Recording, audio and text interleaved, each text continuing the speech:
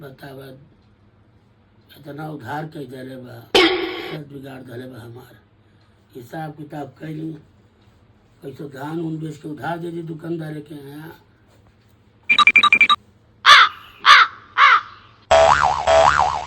हाँ, का है बोलो। मैं सोच रही थी अपने बाल कटवा लूं। तो कटवा लो।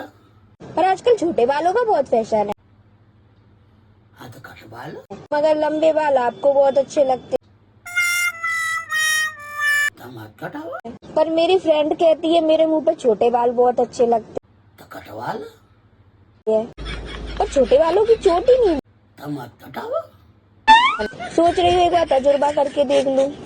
तो कटवा लो। लेकिन खराब हो गए तो मत कटावा। सोच रही हूँ कटवा ही लूं। तो कटवा लो। अगर खराब हो गए तो आपकी जिम्मेदारी। तो मत कटावा। छोटे बाल संभालना बड़े आसान, तो कटवा लो। मगर डर लगता है कहीं खराब ना हो तो मत कटावा। जाए। मैंने सोच लिया है कि अब कटवा ही ले। कटवा लो।